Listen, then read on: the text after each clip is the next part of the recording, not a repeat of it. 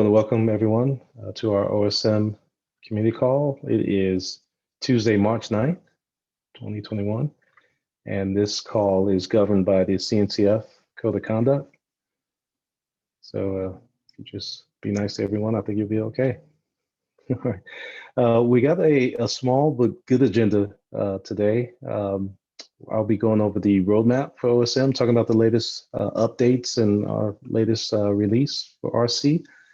And then we will have Edu doing a demo on performance tooling for OSM. So with that, let me go ahead and share out my screen.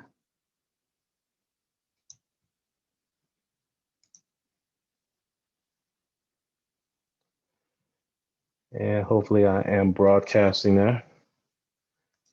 Okay, so let's take a look at the roadmap. But first, even before we do that, let me go back and just show you what we have in the latest release here for v.0.8.0 RC1. So just quick, some of the highlights here. The OSM mesh list command now displays the controller pods and join namespaces. We also have the new OSM mesh upgrade command to update and modify installed control planes. And we have a guide that you can link to view that. Let's see, we are at version greater than 1.15.7 is now required for Golang. And the init container is now optionally enabled. So those are the notable changes. And if you want, you can view the change log, you get a chance, and see everything else that is part of the latest release. And I think we have an RC.2 in the works as well, isn't that right? I'm not sure if Michelle or someone else wants to kind of give us a quick preview of what's happening there. Yeah, we do. Who wants to chat about RC2 for v.0.8.0? Any takers? Yeah, Sonia is working on RC2. I don't know if she has anything to add, but we found a few bugs with the RC1 and we're just working on fixing them. That should be out in the next few days. Sonia, you have anything to add? No, that's pretty much it. Mostly just bug fixes and updating some tests to make our testing a bit more robust. All right. Thank you. Thank you. All right. So as far as our roadmap, I'm sorry, we have some noise. If you want to go on mute, if you're not speaking. All right. Thank you. As far as the roadmap for our v.0.9.0, currently we just have 9 items in progress. So this will probably expand. We're doing a lot of testing for this milestone.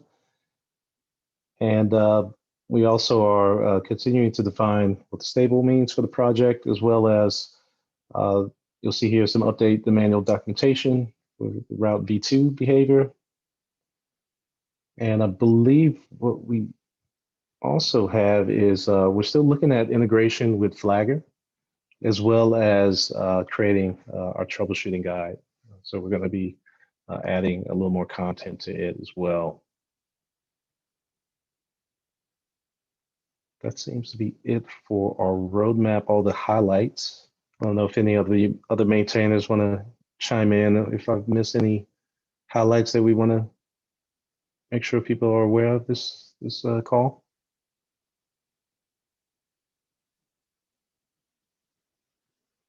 Okay, I think we covered it. Oh, sorry.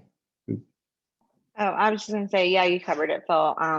That release notes, those release notes really cover a lot of big features that have been completed this release. So kudos to the team.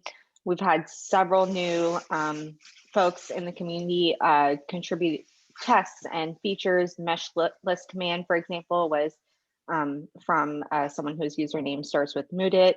So thank you to him, I think. Yeah, it's great progress. Great to see more people joining in and lots of new and fun things down the pipeline as well. All right. Okay, so that's it for updates. And I think what we can do now Yeah, no, I heard from our presenter. He is joining us shortly. It's John. Yeah. I do want to make sure because there's a couple of names on the call that I don't recognize. Yeah. If That's there's what I was about to anyone, get to. absolutely. If there's anyone who wants to introduce themselves or tell us more, just say something in the chat. Phil can call on you if you have a use case or a question, something you want to talk about. Yeah.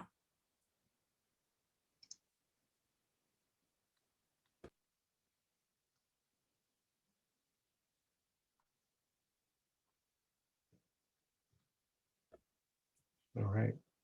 It's not. Hello, folks. All right.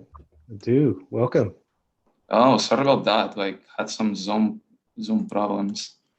Still giving me problems. Give me a second. All right. And again, the dude's going to be going through performance tooling with OSM. And thanks, Garish. Garish has chimed in. He is wanting to ask about the multi-cluster feature that's available. So I'm assuming, Garish, you saw Brendan's keynote at Ignite. So we are currently working on the multi-cluster support for OSM. We don't have any dates solidified. So unfortunately, I can't provide you a time frame, but it is in our issues catalog. And if you have any questions, comments, or want to make any additions, please feel free to add to that issue. And we'll take a look at it and provide you some more feedback. But it is in flight, so to speak. But again, we don't have any dates, solid dates that we can share for you at this time.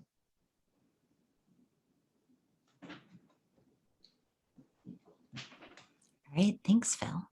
Yeah. All right. Adu, are you up and ready? Yeah, I'm up and ready. Folks want right. me to share my screen if this allows me to, that is. Yep. The floor is yours. Let me see if you folks can see my screen. Yes, you're broadcasting. I see you. Okay, awesome.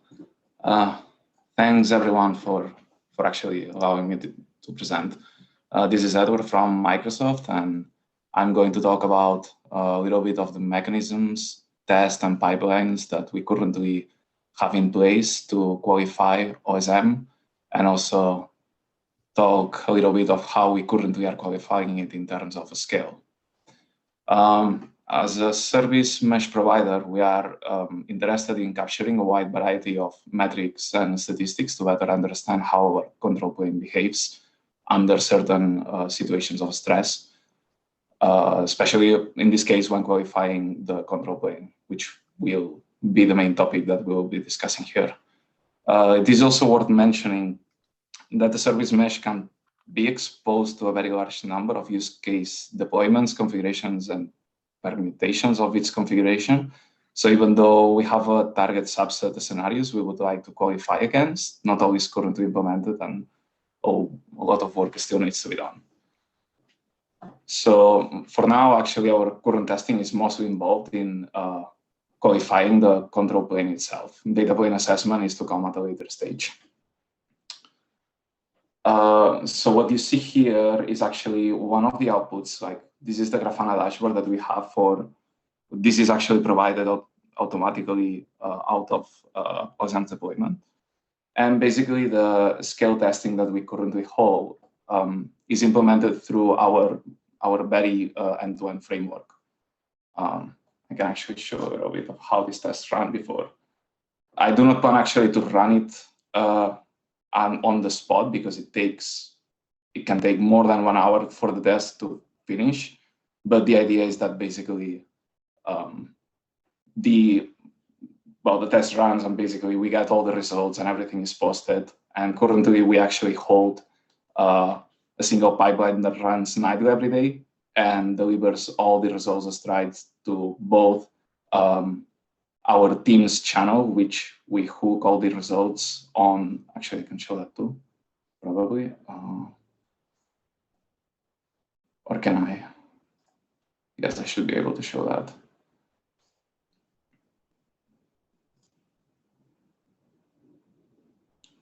So currently all the results are directly hooked into our chat, in which like we can better qualify and understand if things change over time, or we have like nightly changes or merges during the previous day that cause regressions.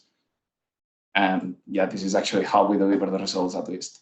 So the pipeline itself is running on GitHub, and basically all the results are stored in GitHub. And yeah, if I can show, wait, no.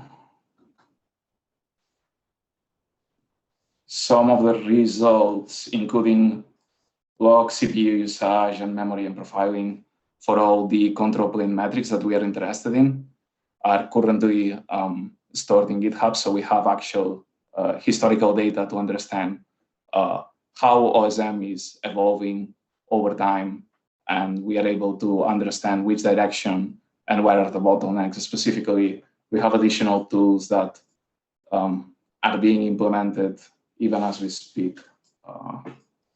So potentially we have things such as, since OSM itself also has like profiling endpoints, we have all the profiling information that currently is also being stored as well as part of the test result. And basically, as soon as this finishes, I can show that the test itself. Again, all these will run and runs automatically by the test, but since I'm not able to show that in the given time that we have for this presentation, I'm trying to make sense out of it, of what to expect actually from our testing.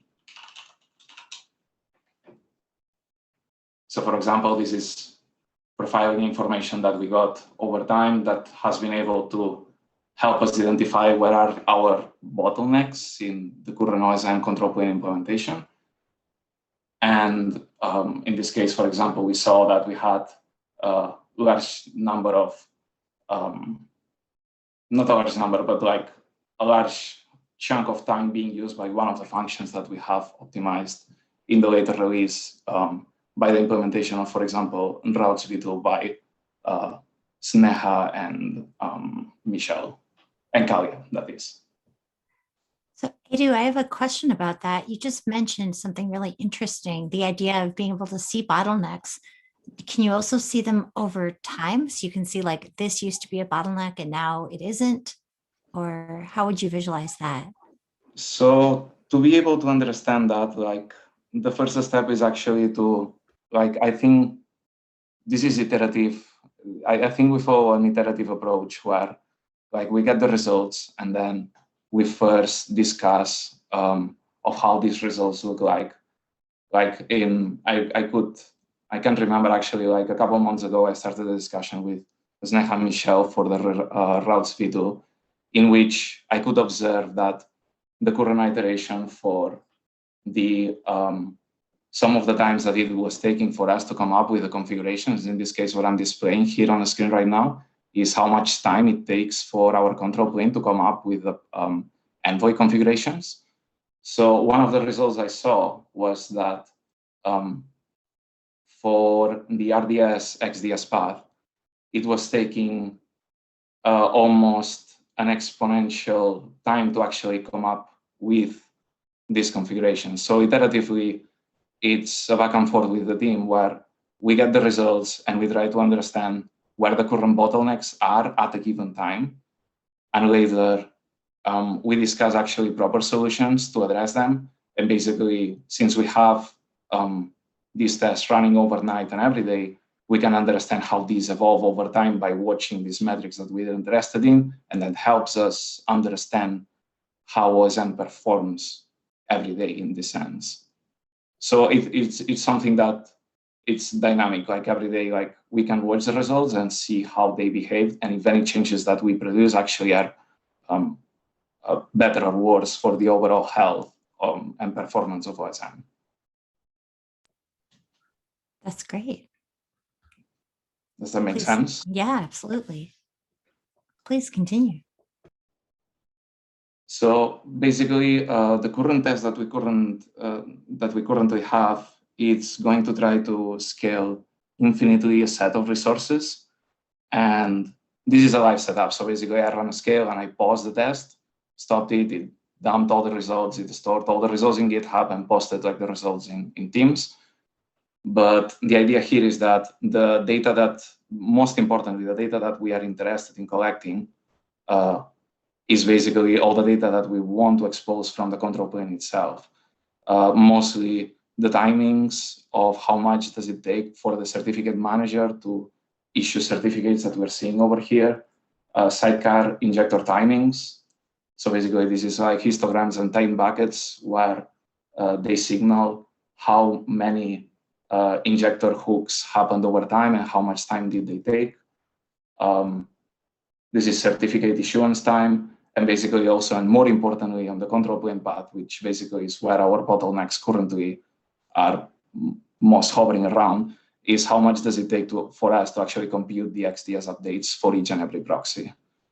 So with all this information, currently we are able to assess the how much or how many pods can we support, or how many pods over time can we onboard.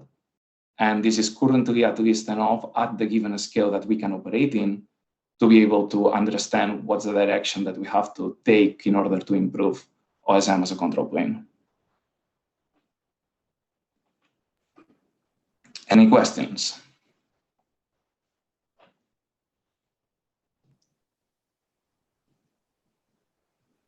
Yeah, just real quick. I mean, this might be obvious, but how frequently are we running these tests? Is it per release? This is currently happening nightly. So basically, we have a nightly pipeline that runs every night. And basically, all the results are stored. And we have a fancy webhook that just posts these results on the Teams channel for the group actually to discuss the day after. So basically, we have like it's sort of also regression testing to understand actually if something that was merged the day before affected somehow negatively the current performance and limits that we know of. Yep. It's also worth mentioning that currently, even though we are using our end-to-end framework, it's very likely that in the future when, excuse me, when we are able to support higher number of, say, pods or higher rate of change, we probably will be interested in an additional, not only tests, but probably an additional framework such as trying layer 5 meshery, or even integrating with a cluster loader, which is like one of the Kubernetes standard frameworks to actually test the scale for larger scales, that is. But this is all work in progress. We do have that in mind that we want to have it done, but it's still a lot of other work has to happen first.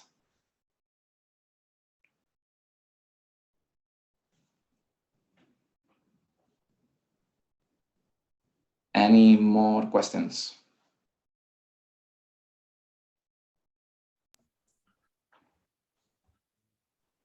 We had the the results that were going into Teams. Did you say that they also could be queried from other places, or would we be able to, we or anyone who was running these jobs, be able to output them to arbitrary places like Slack or something else?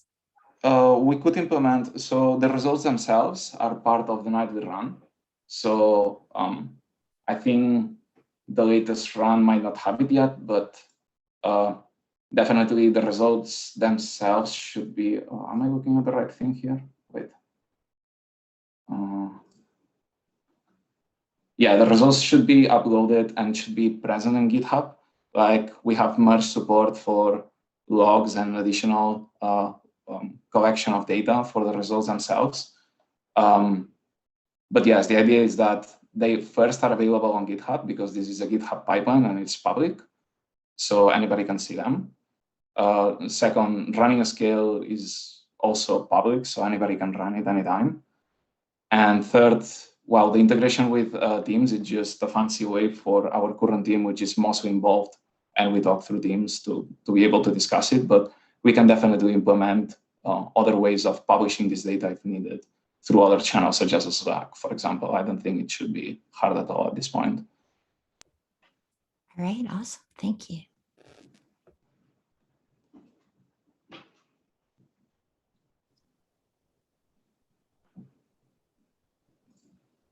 Cool. So yeah, that's pretty much it. Okay. Yeah, I was going to ask you that. I do. So you finished it. All right. Thank you, Edu, for taking us through that. And if anyone has any questions about it, feel free to either put it in chat or create an issue, and we'll take a look at it. If you want to know any more about those tests as well. All right, so I think that completes all of our agenda items.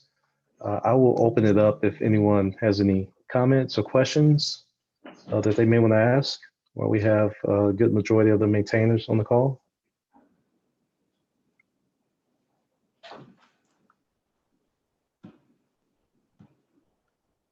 Okay, no takers. And I do see we did have one new member join, not sure. Michael Shin, would you like to introduce yourself? Yeah, sure. Covering Hey there. webcam. Yeah, Good. no worries. Yeah, I just heard of the project very recently, and unfortunately, I don't know too much about it yet, but just here to learn more. I'd like to start contributing, but I'm still getting started. I haven't Okay. even tried to set it up yet and see what it's about. But yeah, just stop by and see what's up and hope to continue joining. Yeah. Well, welcome to the call, you and Garish. And let us know. We can provide you the links, but we got a good demo that you can walk through to get you up to speed. And love to get some feedback on that since you are bringing some fresh eyes to it. Definitely create any issues or if anything looks off, let us know. But Yeah, again, for sure. welcome to the call. That link would be nice. I can Awesome. reach out on Slack too if it's easier there. Yeah, definitely. Slack channel works as well. And I've just dropped a link in the chat here for the Good First Issues label, just because that would be great to run through them. And if none of them make any sense, that would be amazing feedback. Like, hey, this is not a good first issue because of this reason. You say this is good first issue, but I don't think a new person is going to be able to do this because of that. I feel like that when you are new to a project, you have the superpower of being able to tell us what we aren't noticing. Yeah. So valuable. I did see the unit test issues. Those did look interesting. Something I could chew on at least. Absolutely. Awesome. All right. Well, again, welcome both Michael and Garish to the call. Okay. I think that's it. If there's no other comments, we'll go ahead and close this down. Our next meeting will be April 13th. And we'll go ahead, if you got any agenda items for it, go ahead and feel free to add that to our Google Doc. And I believe we're going to have another demo. I don't want to put Shashank on the hook for it, but we possibly may do a demo around TCP port for our next one, but we'll update the agenda if that's going to happen. Okay. All right. Well, thanks everyone for showing up, and we will see you next month, April 13th. Have a good one.